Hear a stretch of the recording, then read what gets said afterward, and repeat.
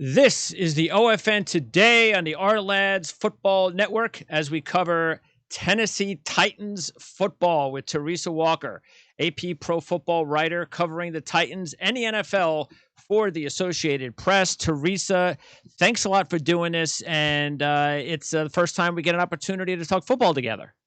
My pleasure, Greg. Yeah, I'm always happy to talk football, especially considering the year we've had already.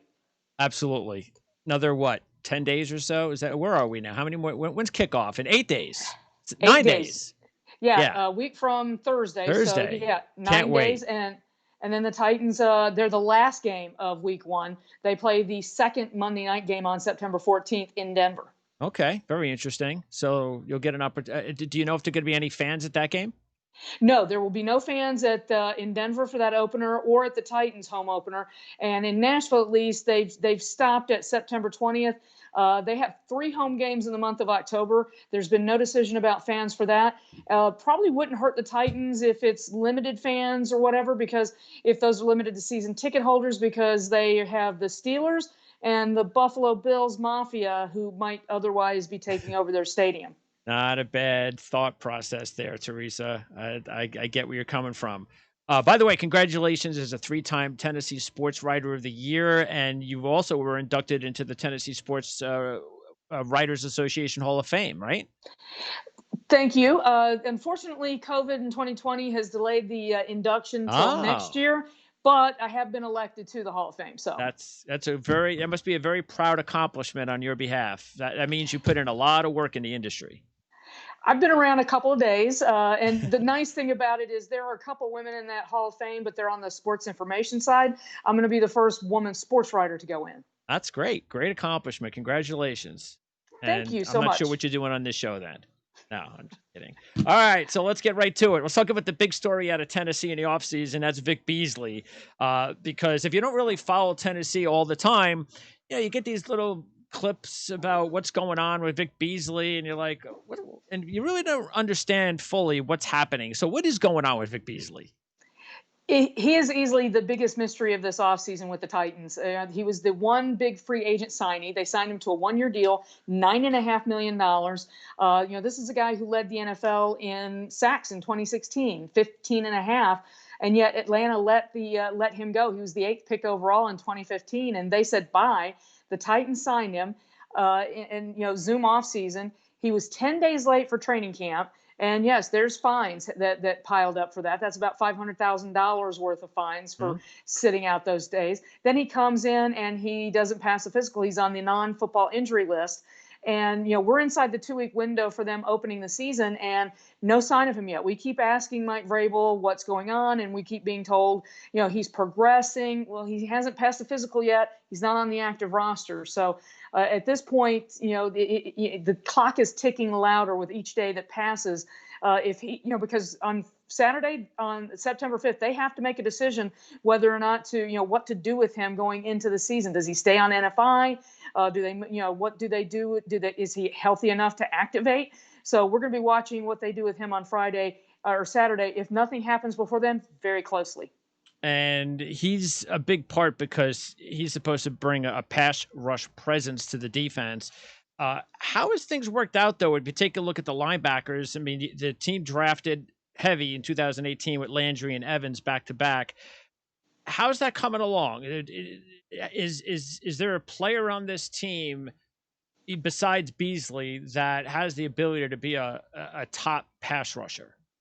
Harold Landry had 9 sacks this last year, and one thing that the Titans have talked about going into his 3rd year is maybe limiting his snaps a little bit to keep him fresher toward the end. Okay. He kind of piled those sacks up early and then hit a little bit of a wall later in the season. They do have Kamalei Correa, who they re-signed. He had career high 7 sacks this last year.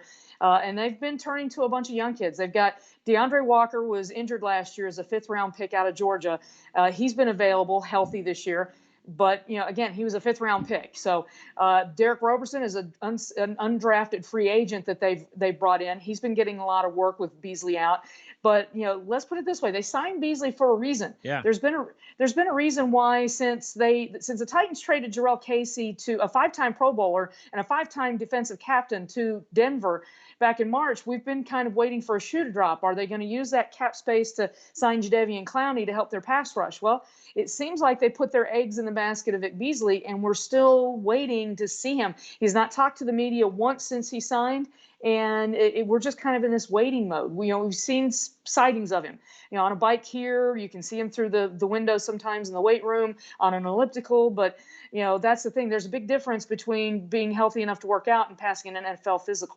So what did happen to Casey? Because it was like a couple of years ago, he was this kind of a sleeper player that because the Titans didn't have a real successful team, yeah, you kind of knew it if you were a Titan fan, but the rest of the league didn't know how good he was.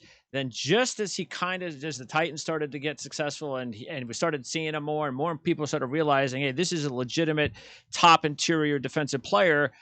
Then it really surprised a lot of people outside of Tennessee when he was traded for what he was traded for, because the only thing you could think of is, well, there had to be a salary dump because the guy could still play football, can he? So what happened there? Well, remember, the Tennessee Titans drafted Jeffrey Simmons in 2019, a guy who was seen before torn ACL as possibly being a top 5, top 10 pick. The Titans got him at number 19. He's healthy now. I mean, it was amazing. He tore the ACL in February of 2019, and he still played 9 games in the regular season, Yeah. and all of the playoffs. So it was almost like they're clearing that spot for Simmons to take over the interior of that defensive line. They have Daquan Jones. They drafted a kid, Laurel Murchison. So, it was almost like a changing of the guard and salary cap dump. So Okay. that's going to be, Casey can still play. And I can guarantee you he's going to be incredibly motivated September 14th against his old team to show him what he missed. That said, Jeffrey Simmons is a guy, Casey, was not a top first round draft pick. He's had an incredible career. Again, 5-time Pro Bowler. But Jeffrey Simmons is a guy that, there was a reason why they were looking at him as a potential top 10 pick. It's because people around the league and scouts thought he could have potential to, maybe be mentioned in the same name with an Albert Hainsworth, who once upon a time did an awful Yeah. lot for the Tennessee Titans defense. Okay, so and Simmons, that's basically what the deal is they feel Simmons could take over his shoes as early as this year to be a full-time force up front for the team. And how's Murchison coming along? And really, if you take a look at it, not just Murchison, but some of the other rookies on defense, because Fulton was a second rounder, Murchison was a fifth rounder.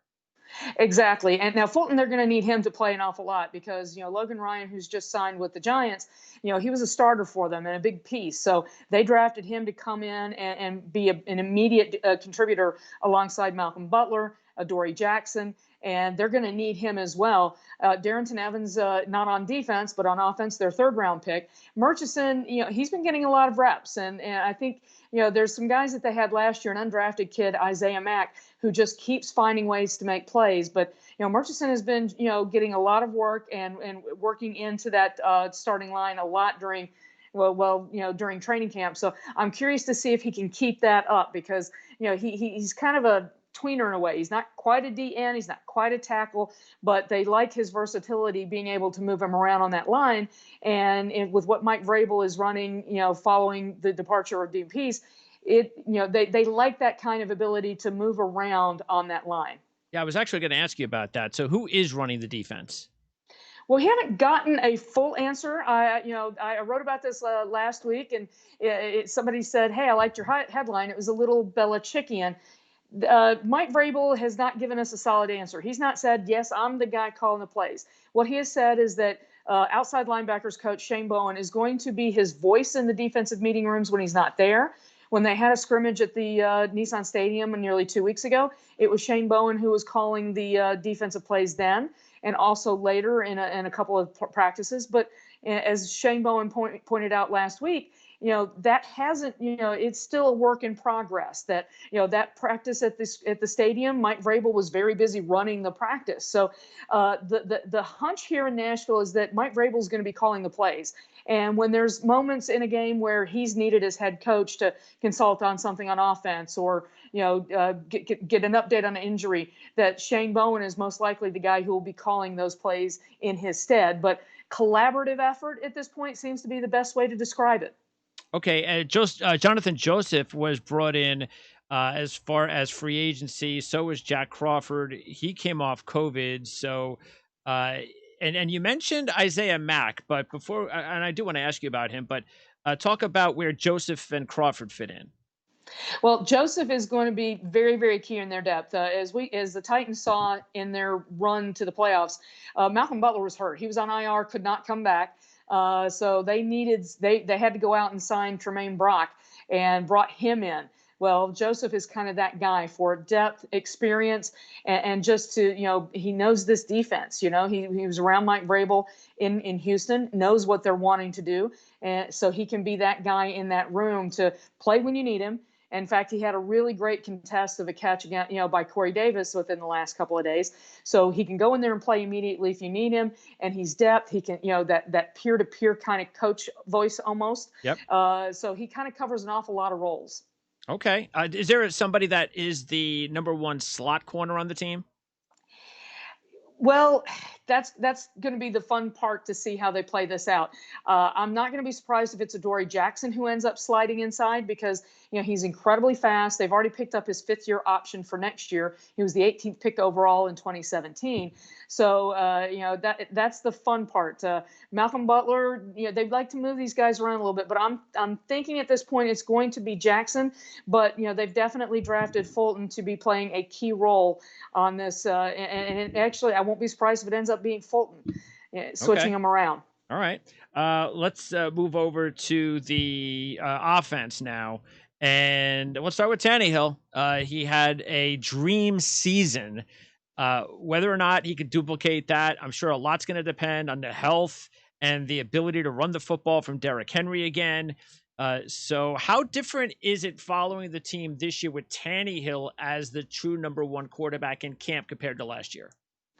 Well, the questions are over. A year ago, we're like, can Mariota earn a long-term contract? And the answer ended up being no. He was benched in mid-October. And the change in the offense was pretty dramatic at that point. At first, when they were going 2-4, we're like, is this first-time offensive coordinator Arthur Smith? Are there struggles there? It didn't help that Taylor Lewan, a three-time Pro Bowl tackle, was suspended the first 4 games.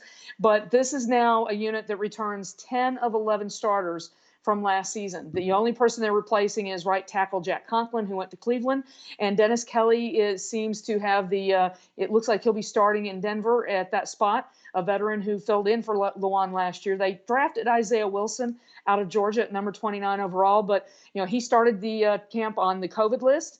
And when you have to be in quarantine for that, so he signed his deal, got off of that. He's on the active roster. He's been practicing, but it looks like he might have a little bit of catch up to do. So curious to see how quickly he comes along.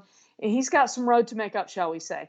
So, but Tannehill, he's got the confidence. He knows that he's the starter. He's got the contract. And, the comfort level with A.J. Brown, Derrick Henry certainly helps, but he's more vocal in telling his teammates, do it this way, not that. I wanted you to cut here, not there. And so when you don't have that, Mariota, as nice as he was, the relationship between them was nice. But right now, Tannehill is the, unquestioned starter. It's his quarterback room. It's his team, his offense. And he is letting his leadership step out and be a more vocal person. Yeah. So, does he repeat as the NFL leading passer? He also led the league in yards per passing attempt.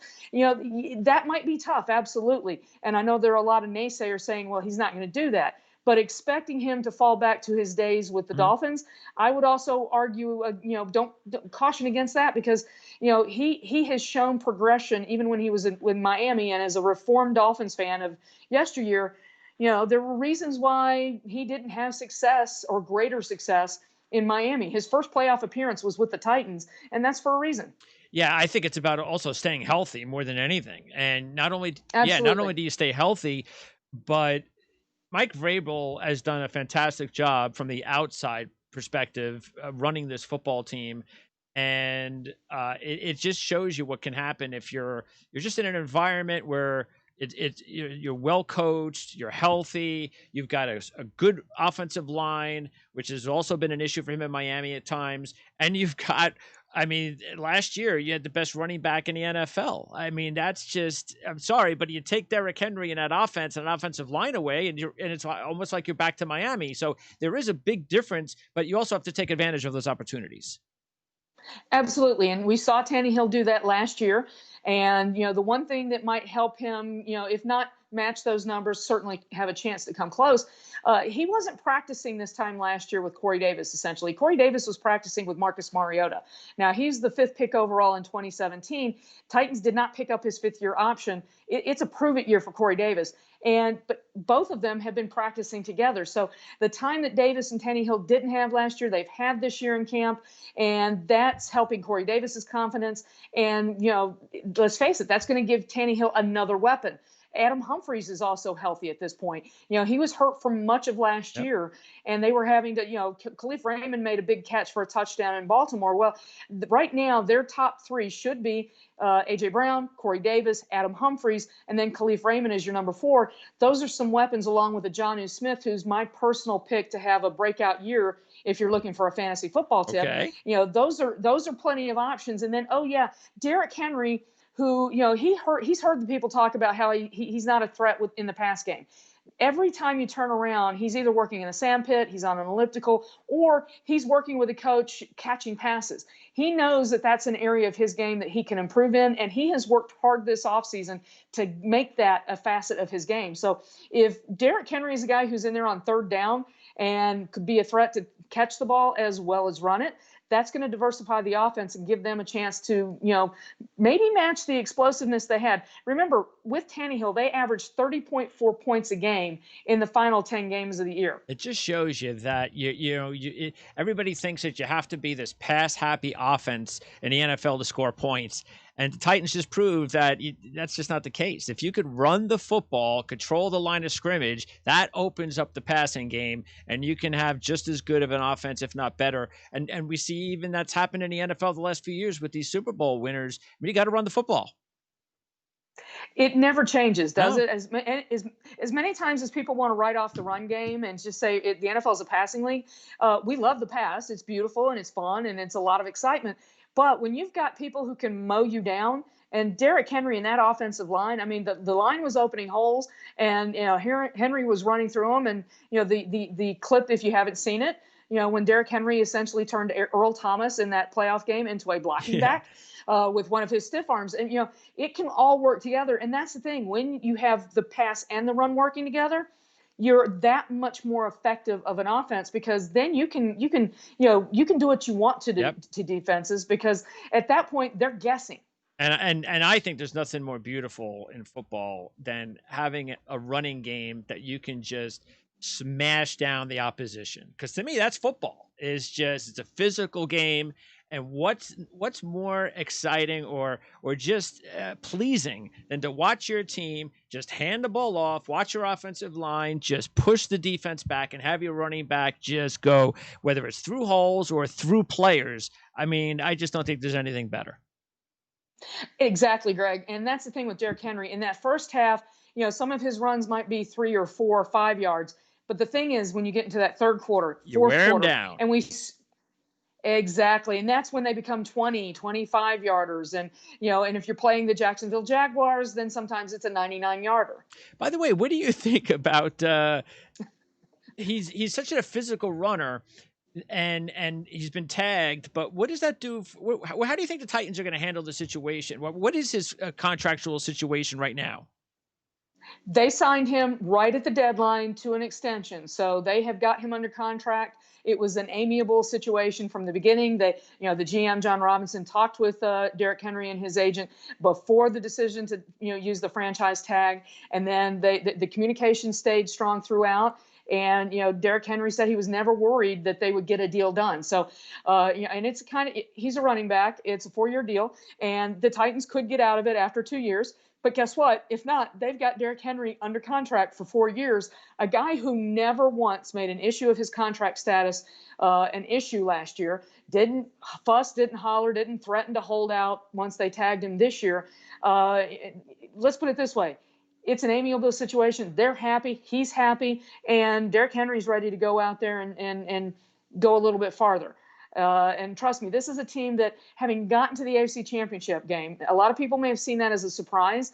The Titans know that they have to win the AFC South. They haven't done that as a franchise since 2008, but they want to get a home playoff game to help make it a little easier to help them maybe take that next step and get to Tampa Bay in the Super Bowl. Teresa, this is clearly, if maybe not just one of, but might be my, I can't even believe I'm using this word, but top, and I probably shouldn't use the word sleeper because they made the playoffs last year and almost went to the Super Bowl, but I'll say long shot because I was shocked to see that they were somewhere between a 30 and 40 to 1 shot to win the Super Bowl. No respect. I have. Well, and I've seen it. I've covered this franchise since they moved to Tennessee in 1997. It's not surprising to me. Even in the, when they 99, 2000 through 2003, they were among the best teams in the NFL record-wise. Went to 2 AFC Championship games, 1 Super Bowl. Saw the same thing then. So it's easy enough to count them out. And as you mentioned earlier, Tannehill, people want to see him do that again. They want to see Derrick Henry. Can he do that again? What is this? Is Mike Vrabel? Can he build off of that performance in the playoffs? Because he out Belichick in Foxborough. But a lot of people this whole offseason have been saying, oh, no, they're going to be like the Jaguars. Remember, the Jaguars went to the AFC Championship game and then fell off the map. This is the AFC South. A lot of people are thinking that's exactly what's going to happen to the Tennessee Titans. Two different things, though. General manager John Robinson has a track record. Mike Vrabel now has a track record of 2 years, winning record. He's 2-1 in the playoffs. And again, 1 in New England, 1 in Baltimore. They had a lead in Kansas City. Some injuries on the defense kind of caught up to them at that point. And yeah, they're playing somebody named Patrick Mahomes, and a team that went to win the Super Bowl. So ask the Niners how well the Chiefs can come back. So if you're counting out the Titans, then do so at your own peril. If I were able to place a bet, I might be very tempted to put some money down. I'll put some money down for you. Thank you. Yeah, and really, what reassures me more than anything is Vrabel. I think what happened last year, I'm sorry, it's just you don't win those games against those teams as a fluke. The Titans have found themselves a really good head coach, and when you find yourself a really good head coach in this league, oh wow, you're going to win a lot of football games, and that's the main reason why I would get behind him this year as a really good long shot. Well, and that's the thing, Greg. He's a guy who, when I first talked to him his first offseason here, he said one of the things he wants to make sure is that he never makes the same mistake twice.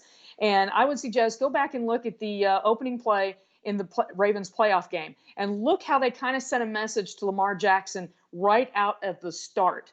And, he has shown the ability with his coaching staff to game plan for an opponent. He kind of drove us crazy the first few months. Multiplicity, you couldn't pin him down on some things, kind of like with the defensive coordinator situation now. But, he wants to be able to meld and do what he has to do to beat any opponent on any given week. And right now, with Tannehill and Henry, they certainly have the capability to do what they need to do to beat any team. Okay, a few other things I wanted to ask you about. All right, Mariota. So, are you surprised at all that you're hearing people with Las Vegas talk about, well, I wonder if Mariota could win this job? Maybe the change of scenery will do him good, a different team, a different offense. Do you think Mariota has it in him to live up to his original draft status? I do. And I'm a Mariota fan. Now, the problem is that, get into issues here. The changing of the coaches, the offensive coordinators, it was a revolving door for him. And then he had the ankle injury, ironically, the same day, just a couple hours ahead of Derek Carr breaking his ankle on the same day with the Raiders. But, when you have that kind of going through and you're a Ram quarterback and you've had some injuries, it can be tough to get your feet under you. And he is a very nice guy. I'm curious to see if being around Ryan Tannehill and a guy, as I mentioned, who doesn't mind telling people exactly what he wants them to do as a quarterback, maybe that might rub off on Marcus. He is such a nice guy that sometimes he may not be as assertive. You talk to his teammates in the huddle. He is competitive. That's not a problem. He's going to go out there and try to make the plays, but the communication and just sometimes you need somebody on that field telling you, I need you to do it this way. And just, that kind of style. Sure. If any of Tannehill rubs off on Marcus Mariota, no. And let's not forget, John Gruden, raved about him when he interviewed him for ESPN coming out of the draft, and now he's his coach. And some of the things coming out of the Raiders is that Gruden likes what they've got in Mariota. So if Carr stumbles, I won't be surprised at all to see Marcus Mariota step in and take over the All team. right. Because guess what? It was done to That's him here right. in Nashville. Why not do it to Carr? That could definitely happen. I know there are a lot of Raider fans that probably wouldn't mind that. Okay, special teams. Not a good year last year. Special teams. Are they set at the place kicker position? And what did they do in the offseason to improve their special teams? Well, for the kicker situation, I don't think it's a settled situation. They have Greg Joseph, and throughout the offseason, they pointed out that while he only made one field goal, he was only asked to do one field goal. Let's remember the offense was number one in the NFL, scoring him in those final 5 games that he played for him, kicked a lot of extra points. And extra points, like a field goal these days, they only went out and brought in an undrafted free agent in Tucker McCann from Missouri. And it hasn't been great the last 2 weeks. If you've seen the reports, they have brought in Stephen Gostkowski, who bought a house in just south of Nashville this offseason, and Stephen Hauschka. The problem is with COVID, they've got to go through the same protocols to even work out for a team as the players did coming into training camp. So you see these reports. Well, they're working out. No, they brought them in. They're quarantining at a hotel, taking COVID tests until they can get them on the field. And it's about a 4 to 5 day process to do that. So tomorrow's an off day for the Titans, Wednesday, and I'm expecting them to get these guys worked out. And then we'll see what happens.